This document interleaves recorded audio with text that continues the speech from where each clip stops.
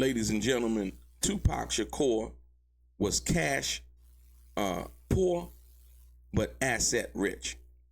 There's been people running rumors as to Tupac being kind of held hostage based on the fact that he was on an appeal bond, right?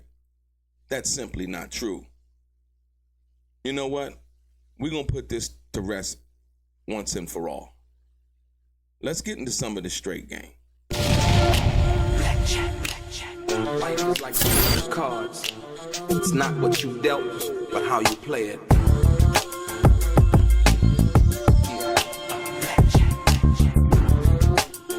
Play each situation correctly. I remember they used to laugh at a brother.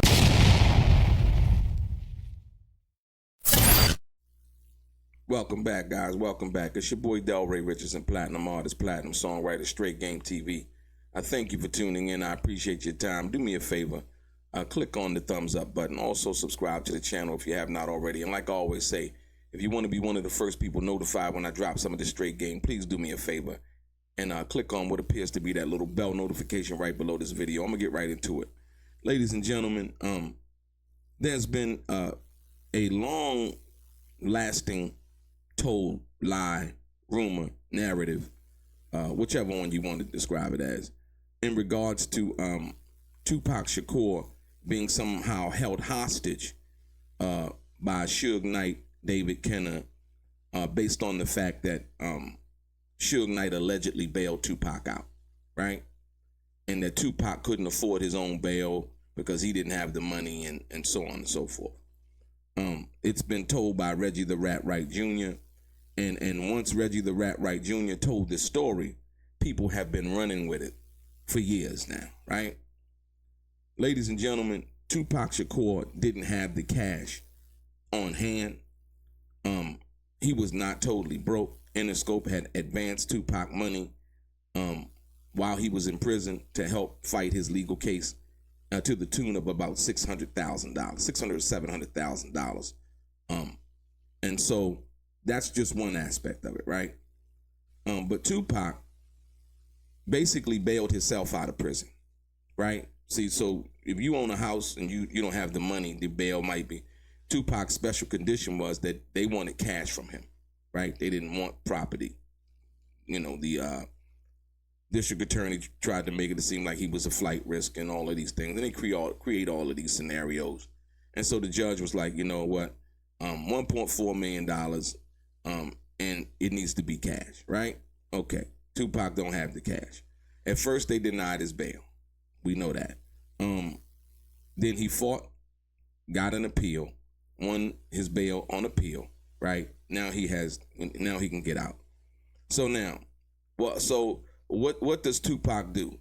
Tupac does this, and like I said, when you think about the big picture, so Tupac owns Collateral. He has the #1 record in Me Against the World, and so Interscope knows this. You know, Warner Brothers knows this, right? So how do they, guarantee that they're gonna get their money or the corporate bond that they put up? Because the only person that put up money was the bail bondsman, right? He put up about $300,000. The rest was put up with a corporate bond and a guarantee from Interscope Records. So check this out. So now, this is the letter right here, and this is the letter from Interscope dealing with Tupac's Out the Gutter Records. Now, Tupac, like I said, all the same time people thought that Tupac was under death row, Tupac was actually under his own label. This is why this was done. Tupac was let out of jail approximately 8 days later after this letter was signed, right? On October 12th, he got out of jail. Now, I want to read you just the second paragraph. This is in relation to, here's the Out the Gutter Records, Interscope letterhead, Out the Gutter Records, who they're addressing this to, right? Because Tupac is now going to put up his record company and his publishing income to secure the bail, right? They're not going to put up nothing from death row.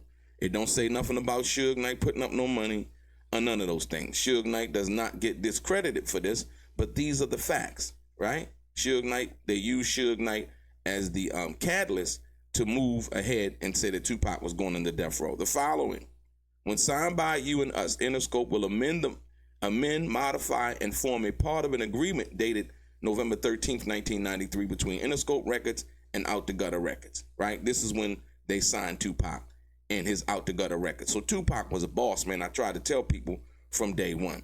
As successor and interest to TNT Records, which was his old manager's company, Atron Gregory, right? Tupac had bought himself out of the agreement. Regarding the exclusive recording services of Tupac Shakur, as amended hereinafter referred to as the recording agreement, unless otherwise stated, all terms defined in the recording agreement will have the same meaning when stated below. When used below. So here's the part. Referenced is hereby made to the agreement dated on October 3rd, 1995. This is the agreement that they're signing right here, right? Between Out the Gutter Records, not Death Row, Out the Gutter Records, Tupac Shakur, Interscope Records, and Atlantic Records, right?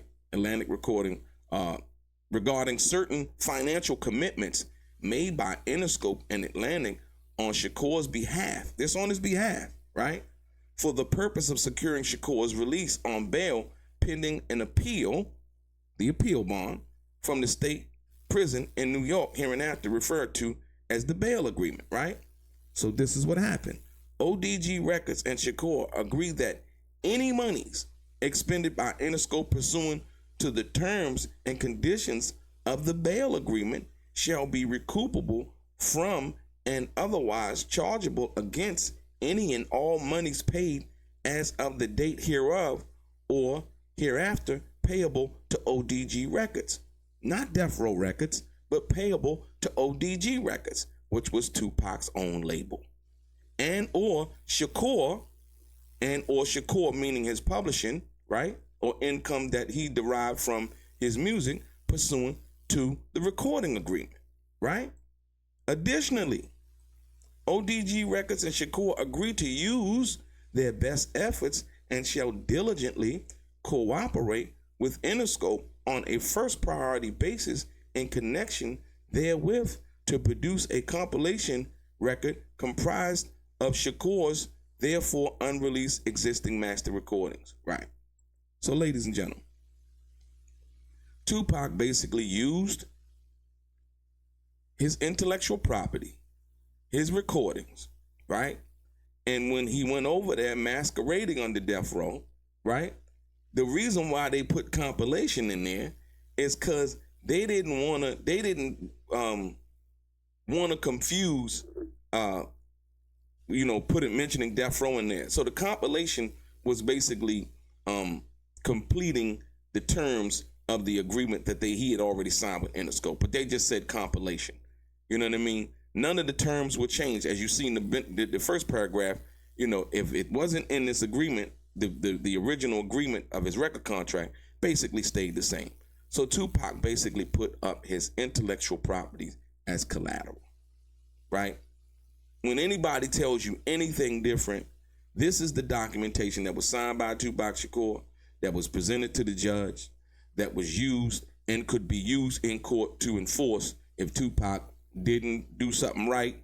You know what I mean? This is the documentation that would show that, hey, you know what? He owed us this money. This is how much money we paid. This is the bond, and also had the bail guarantee, a bail guarantee form that was also submitted with the court to show that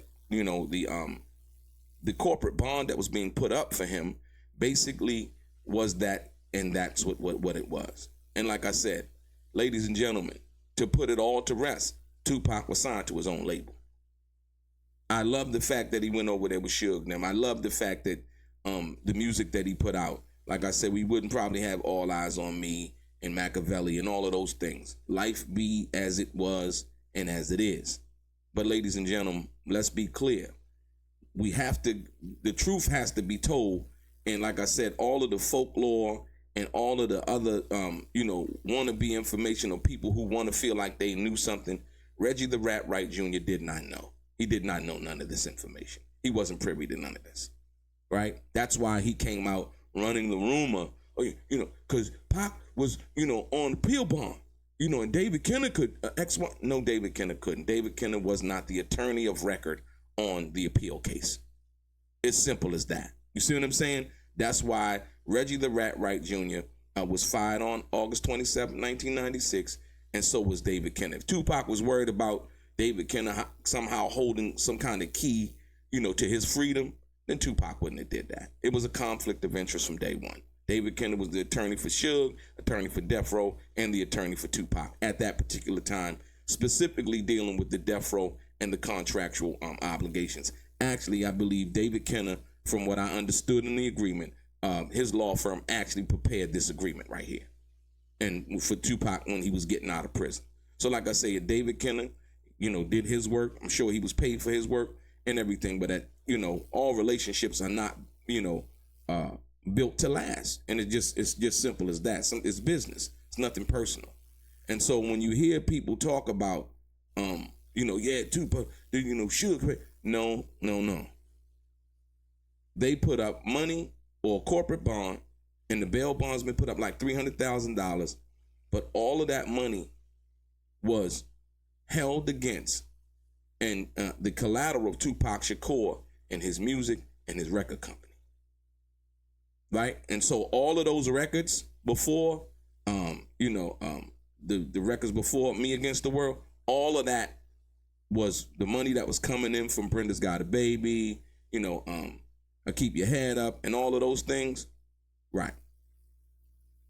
That money was then going to basically reimburse Interscope, reimburse Warner Brothers, and that was the agreement that showed it right there. Out the Gutter Records. Wasn't made with Death Row. It was Out the Gutter Records and Tupac Shakur. So when people run that rumor, for the historical narrative to be correct, you got to be correct. That doesn't take anything from Suge Knight. Suge Knight still, had Snoop. He had the Dog Pound. When Tupac, came over there, just to do what they needed him to do from Interscope and Warner Brothers to get him out. It was what it was. But that agreement right there is the agreement that covered all the legal situation and where Tupac was a boss. It's just as simple as that. So, like I said, if you hear anybody else saying anything, this is not me knowing it all. This is simply reading what the document says, understanding what the document says, and not trying to create some kind of narrative as if I know. You know what I mean? Like Reggie the Rat Wright Jr. and so many other people. For whatever reason, they do that. Your boy DELRAY, straight gang.